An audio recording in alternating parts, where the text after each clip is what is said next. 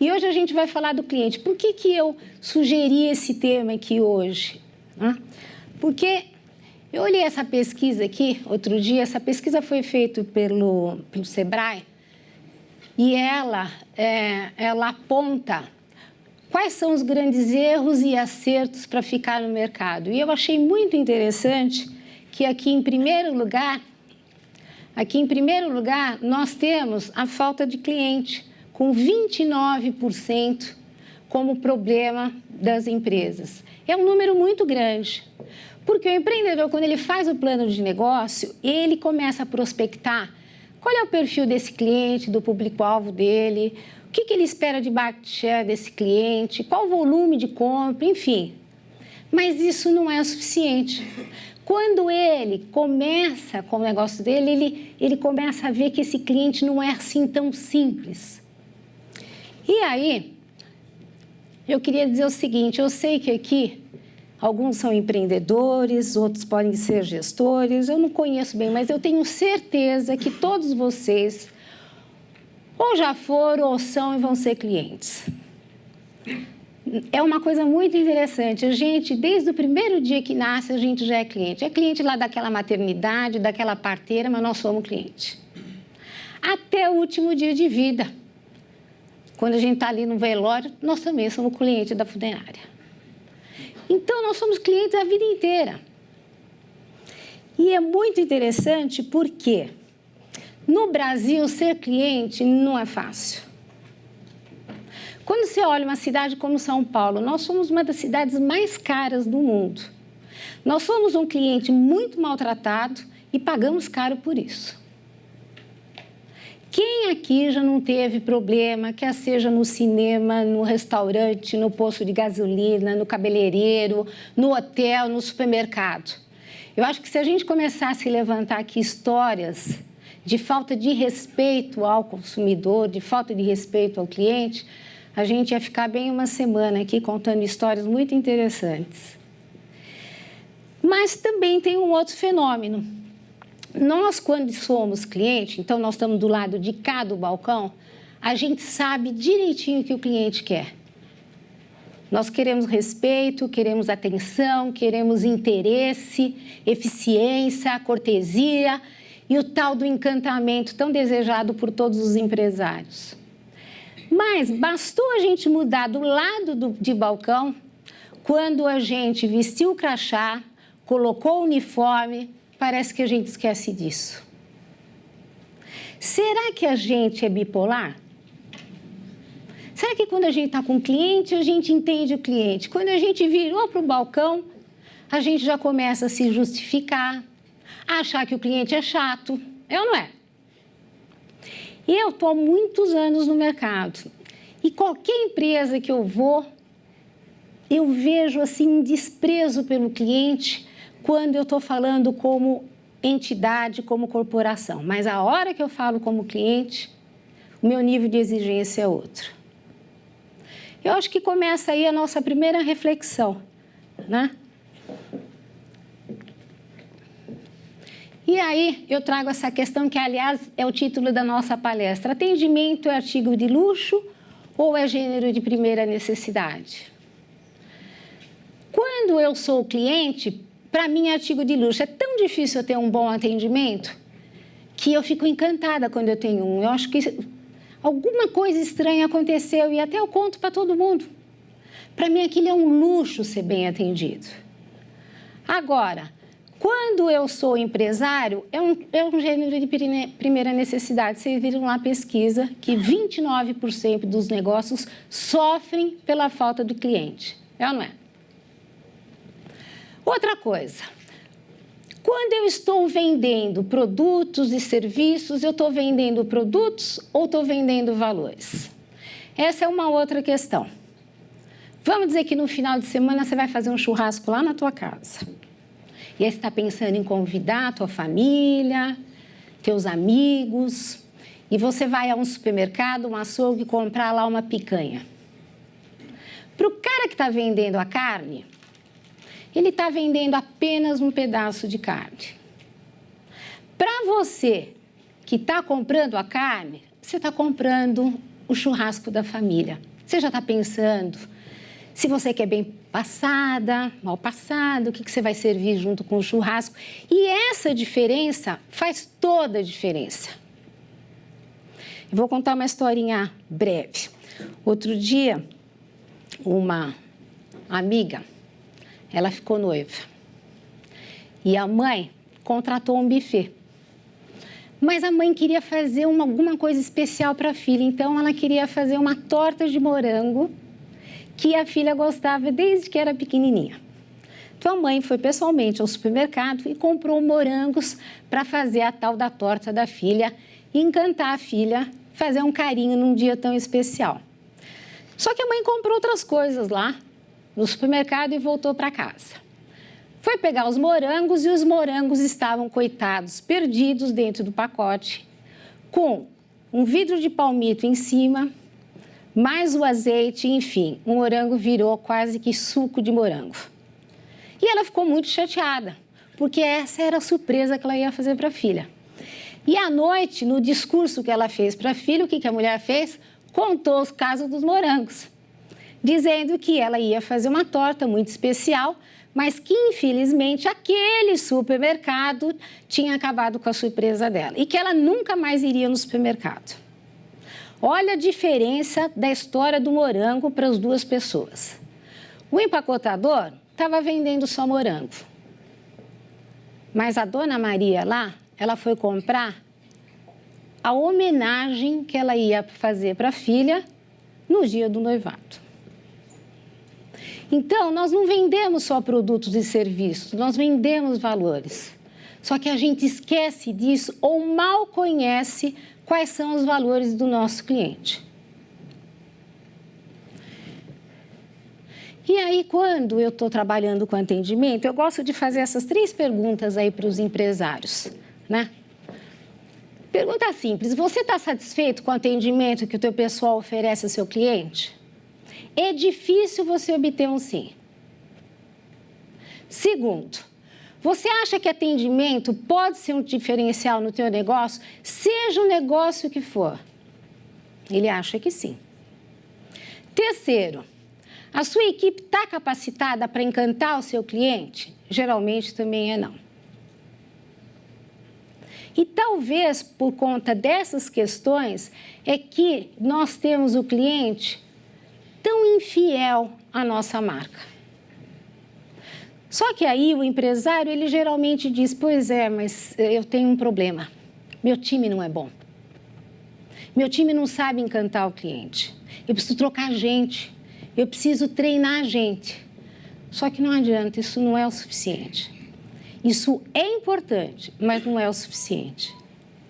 E aí, geralmente esse empresário que é você, ou o executivo, ou o gestor, ele começa a achar que isso aqui é atendimento, mas não é atendimento. Vamos lá para a primeira. Que um sorriso e simpatia vai ser suficiente. Então, sorria, olhe no olho do cliente. Isso não é o suficiente, isso é maquiagem de atendimento. E o cliente percebe isso. Segundo, que é uma ação pontual. Quer dizer, se por acaso acontecer alguma coisa, eu espero que o meu funcionário esteja capaz de fazer um bom atendimento. Ou então o inverso, né? Eu tenho um funcionário lá que ele, por uma questão pessoal, ele valoriza o atendimento. Então, ele faz um bom atendimento, mas não que ele esteja numa empresa que valorize o cliente. Outra, ele acha que a responsabilidade do atendimento é só da linha de frente, é só de quem tem contato com o cliente. Isso também não é verdade, porque a pessoa que está ali na frente, ela tem muita dificuldade de esconder os problemas que a empresa tem. Às vezes ela não dá conta de trazer solução para o cliente, porque ela sequer tem autonomia para isso. Ou até achar que é uma resposta reativa, quer dizer, se o cliente reclamar, eu posso atendê-lo bem. Para mim, nada disso aqui é atendimento. Isso é uma forma de terceirizar a responsabilidade do atendimento apenas pela linha de frente. E aí a gente se vê tendo contato lá no aeroporto, lá no supermercado, com pessoas que não têm condições, não têm autonomia, de solucionar problemas que às vezes começam lá dentro na matriz ou nos bastidores da empresa.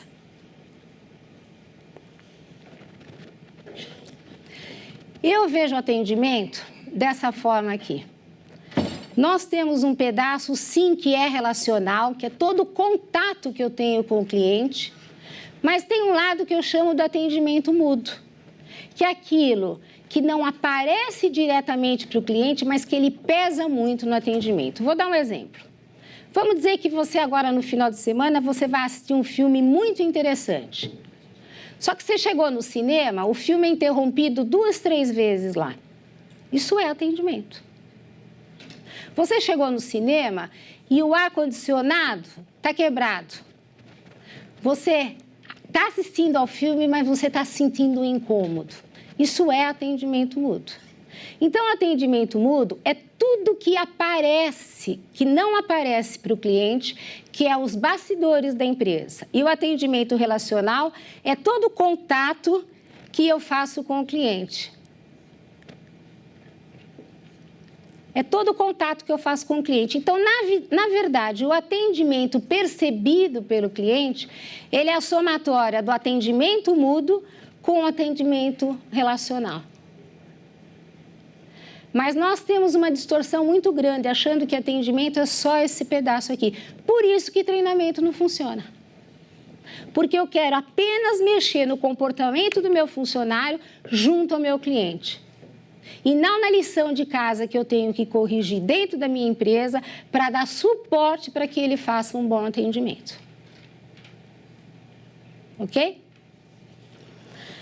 Bom, eu estou mais ou menos falando disso aqui, né? Da ponta do iceberg, onde eu tenho um cliente contatando um funcionário meu e na nossa visão, o atendimento começa e termina aqui. Mas, na verdade, eu queria mostrar a construção de uma cultura de atendimento. Como é que eu construo uma cultura de atendimento? Primeiro, entendendo quais são os valores do meu cliente e mudando o modelo mental dessa empresa, alinhando a empresa toda aos valores do meu cliente. Vou dar exemplo. Vamos pegar um cliente. Eu não vou chamar o cliente de Dona Maria, porque todo mundo chama o cliente de Dona Maria. Eu vou chamar o meu cliente de Schopenhauer. Vamos pegar o senhor Schopenhauer. Ele foi no final de semana, ele resolveu ir almoçar. Quem já foi almoçar aqui no final de semana sabe o tanto que a gente espera em muitos restaurantes em São Paulo. Então, ele foi lá, ele está num dia agradável, com a família.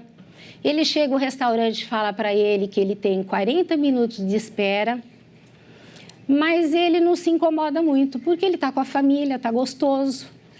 Ele escolheu aquele restaurante, todo mundo está esperando. Trazem lá alguma coisinha para ele beber, para ele comer, e ele está feliz. Ele esperou os 40 minutos, mas ele ainda está satisfeito. Ele entra no restaurante e quando vem os pratos, ele percebe que no prato dele tem um belo fio de cabelo. E aí, ele se sente bastante contrariado, porque ele já esperou os 40 minutos e ele não quer mais comer aquela comida. Ele devolve o prato e ele vai sair de lá muito aborrecido. Isso é o atendimento mudo. Não é relacional. O garçom pode até ter atendido bem, ele pode até ter gostado da ambientação, mas para ele, naquele momento, e para todos nós, higiene é um valor muito importante. Não interessa eu entrar num restaurante bonito, com um belo cardápio, com atendimento cortês, atencioso, que o meu carro foi estacionado com segurança, se eu sei que lá não tem higiene. Então, para esse cliente e para todos nós, é meio óbvio de que higiene é muito importante quando se fala de alimentação, ok? Vamos agora pensar no mesmo senhor Schopenhauer. Ele tem uma filha e ele foi para um hospital. A filha dele, sei lá, está com bronquite, está com uma asma e ele está bastante preocupado com isso. Ele chega no hospital, será que ele quer esperar os 40 minutos, como ele esperou no restaurante? Muito provavelmente não. Ele está preocupado com a filha dele. Também não adianta a recepcionista lá do pronto-socorro chegar para ele e dizer, olha, senhor Schopenhauer, aqui é tudo muito limpo, eu vou levá-lo até a nossa cozinha, o senhor vai ver que não tem cabelo nenhum na comida. Para ele não interessa, porque ele está ali preocupado e quer ser atendido com rapidez e com alguma segurança. Ele espera que venha um médico que tenha condições suficientes de medicar sua filha e que ele possa ser liberado. Essas duas histórias, elas ilustram que o mesmo cliente, ele tem valores diferentes a depender do serviço e do produto que ele vai comprar com você. Será que a gente pensa nisso quando a gente está lá fazendo o plano de negócios? Duvido. Aliás, não é só quando a gente está fazendo o plano de negócio. Tem empresa aí com 10, 20, 50 anos que ainda não sabe quais são os valores do seu cliente. Porque ela só vende produto, ela não vende valor. E isso, de novo, faz toda a diferença. Então, para que esse atendimento aqui da ponta seja o atendimento que eu espero, eu tenho que começar aqui, eu tenho que conhecer profundamente o meu cliente. E não a pessoa, como as pesquisas que a gente faz, mas quais os valores que ele procura na minha empresa. E com isso eu mudo todo o modelo mental da minha empresa, a forma da minha empresa olhar o cliente. Eu começo a perceber que meu cliente não compra mais uma bicicleta, ele compra um momento de lazer. Ele não compra um travesseiro, ele compra uma noite de repouso. E isso é que o meu funcionário tem que entender. Isso que a empresa tem que entender do começo ao fim, da entrada e da saída do meu produto e da minha mercadoria. Ah, mas isso é meio óbvio. É, e você faz? Praticar os valores que o meu cliente espera, que é a grande arte. E aí, né, eu preciso não só ter o discurso dos valores, mas eu tenho que praticar esses valores dentro da minha empresa. As decisões que eu tomo dentro da minha empresa têm que estar alinhadas com esses valores. E muitas vezes não estão. E essas ações, se estiverem alinhadas com esses valores, elas vão dar suporte para quem? Para a turma de frente. Por isso, hoje, olha, eu já treinei muitas equipes em atendimento. Eu nasci fazendo isso. E eu ficava muito desapontada. Treina, e por que lá na ponta o funcionário não entrega o que está precisando? Porque não adianta só treinar. Ele até gosta do treinamento, você faz um investimento nele, mas ele se sente bem solitário em fazer uma entrega do melhor atendimento, porque ele sabe que lá nos bastidores não é assim.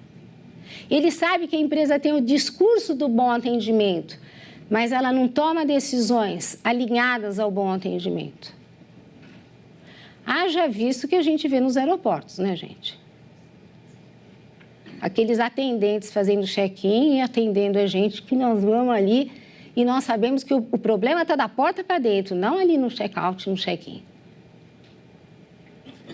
Ok? E aí, então, né? Mas tá bom, e como é que se faz tudo isso? Eu trouxe aqui rapidamente 7 passos que é para a gente refletir, tá? O primeiro passo é entender quais são os valores do meu cliente. Né? Sai desse lado do balcão aqui, calça o sapato do cliente, vai conversar com o teu cliente, entenda o que ele quer. É segurança que ele busca, é higiene. O que ele está buscando? Às vezes não é só um valor, tem 4, 5 valores, mas tem uma hierarquia de valores. O que eu tenho que entregar primeiro, em detrimento de um outro valor? Isso, existem pesquisas, mas a boa conversa com o meu cliente também ajuda muito. Feito isso, eu vou pesquisar também a minha equipe, eu vou conversar com a minha equipe. Porque sabe aquele pessoal de frente que eu falei que fica vendido? Eles sabem o que o cliente quer. Porque eles escutam o cliente o tempo todo, eles tiram o pulso do cliente. Eles sabem exatamente o que dá certo e o que não dá certo. Então, o segundo passo é escolher, entender aí através do meu funcionário o que esse cliente quer. E olha, não tem data marcada, isso aí é um processo contínuo. de entendimento do cliente? Bom, vamos dizer que eu já entendo meu cliente, eu sei exatamente o que ele quer, né? O que eu estou vendendo para ele, o que ele espera junto com o produto e o serviço que ele compra comigo. Depois, desenvolvimento de uma cultura própria. E aqui, isso aqui é uma chave tão poderosa que se os empresários de fato se dedicassem a isso, porque isso me dá um diferencial. Essa cultura que eu construo de atendimento é difícil de ser copiada. O meu produto pode ser copiado, o meu serviço pode ser copiado, mas essa cultura, ela é meio como um DNA, né, da alma da empresa, se ela for muito bem desenhada.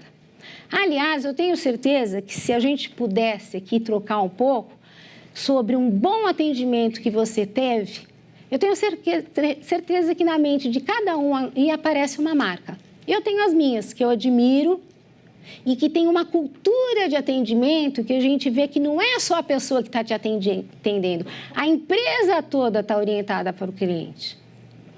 Bom, desenhei uma cultura de atendimento onde eu tenho os valores a serem vividos, não escritos nas paredes, a serem vividos pela empresa e por todo mundo. Depois, aí eu elaboro um padrão de atendimento. Como é que eu quero que o cliente me veja em cada contato que eu tenho com ele? E é muito interessante porque esse atendimento, ele não começa na empresa, ele começa lá na casa do cliente. Vamos voltar para o travesseiro. Quando eu acordo de manhã e decido, nossa, preciso trocar meu travesseiro, essa é a primeira decisão que o cliente toma, o que ele quer comprar. Qual é a segunda decisão? Onde eu vou comprar. E nessa segunda decisão do cliente é que eu posso estar no jogo ou fora do jogo. E ele vai me lembrar pelos valores que ele tem. Mesmo que o valor dele seja, esse é o mais próximo da minha casa. Poxa, lá eu vou estar mais seguro porque tem estacionamento. Poxa, lá eu tenho muito mais atenção. Lá eu tenho eficiência. Não sei. Bom, elaborei um padrão de atendimento. Tá vendo como eu ainda não falei de treinamento? Olha toda a lição de casa que tem antes de botar o pessoal em sala de aula e ficar discursando que tem que ser simpático para o cliente.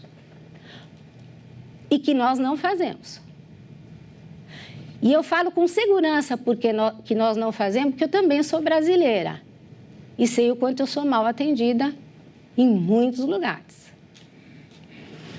Bom, desenhei meu padrão de atendimento. Esse padrão de atendimento, longe de ser aquelas cartilhas e aqueles roteiros de atendimento que parece que você está conversando com uma máquina, não é isso que eu estou falando.